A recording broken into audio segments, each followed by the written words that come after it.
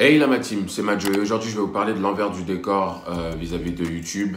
Enfin, des secrets en quelque sorte. Ce ne sera pas quelque chose de forcément gossip. C'est juste que vous avez énormément de préjugés par rapport à ce qui se passe. On me pose souvent ces différents types de questions auxquelles je vais répondre prochainement. Et j'avais juste envie d'être honnête par rapport à ça. Parce que vous vous rendez pas compte que YouTube, c'est pas un si gros deal que ça. Dans tous les cas, je pense que ce soit sur YouTube France, ou sur YouTube États-Unis, ou sur des plus grosses plateformes que ça, il y a ce genre d'événements. Donc, enfin, c'est pas si tabou. Première question qu'on me pose très souvent, que ce soit de mes amis ou autres, c'est ouais, est-ce qu'il y a des fausses amitiés sur YouTube? Oui, des gens qui font semblant.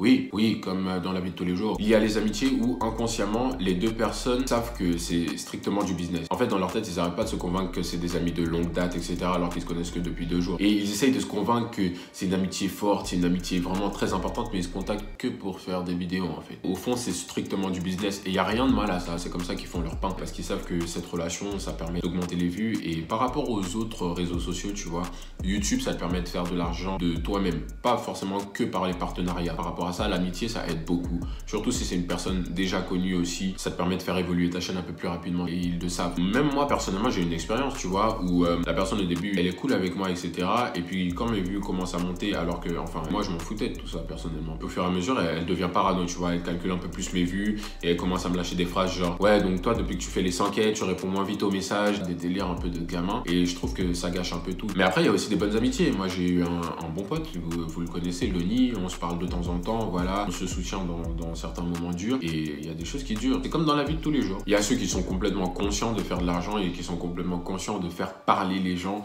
avec leurs relations et qui en profitent et il n'y a rien de mal à tout ça, tu vois. Mais oui, il y a des fausses amitiés sur YouTube.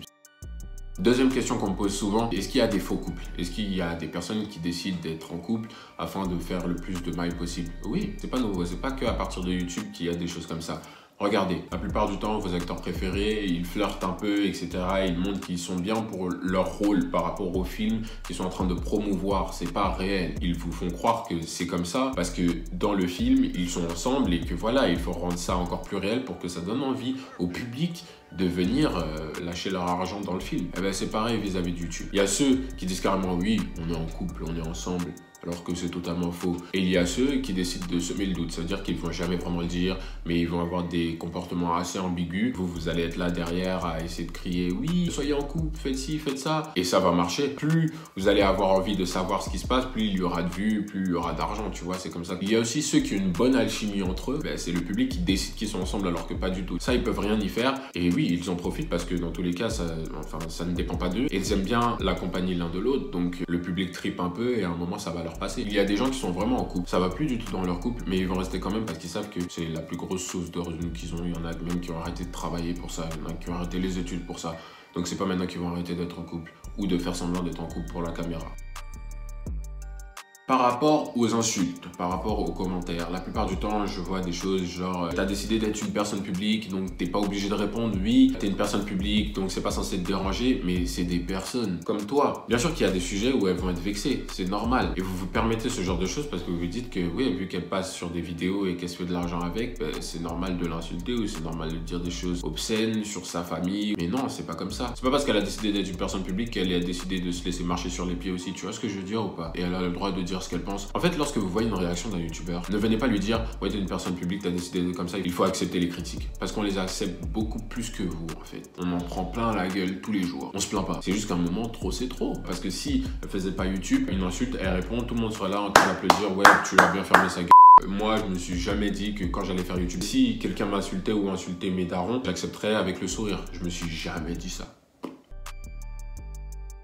Au niveau de l'argent, parce qu'on me pose souvent l'argent, oui, combien tu fais en fonction de telle ou telle vue? Franchement, ça dépend de plusieurs facteurs. Ça dépend du durée de visionnage de tes vidéos, ça dépend de l'influence que tu as par rapport à tes vidéos. Par exemple, il y a des vidéos où j'ai moins de vues, mais je fais plus d'argent avec, ce qui est totalement bizarre. Parce que tout dépend à la fin de l'algorithme. Tu vois, c'est l'algorithme qui décide ce que vaut ta vidéo. Oui, on fait notre argent via des pubs. D'ailleurs, vous pouvez pas savoir. J'ai jamais compris quand quelqu'un va te dire ouais, tu fais de l'argent sur cette vidéo alors que cette vidéo n'est pas monétisée. Moi qui vois mon YouTube Studio en fait. Peut-être je n'ai pas connaissance de certaines applications ou quoi, mais non. Après, je vais pas vous mentir, il y a un certain cercle vicieux. Quand tu commences réellement à faire de l'argent avec YouTube, ben, tu te mets la pression. Tu veux commencer à sortir des vidéos n'importe comment et personnellement, ouais, il y a un moment où j'apprécie plus trop mon contenu et j'ai décidé d'arrêter parce que je sentais que c'était l'argent qui me forçait à faire les choses alors que c'est le plaisir qui doit être au-dessus de tout. De toute façon, si tu fais YouTube pour l'argent, ça va jamais durer. On a vu des gens venir et repartir parce qu'ils pensaient que je vais faire de l'argent avec YouTube, voilà, j'ai qu'à faire 2-3 vidéos, je vais percer. Et après, je vais faire des pubs pour des témoignages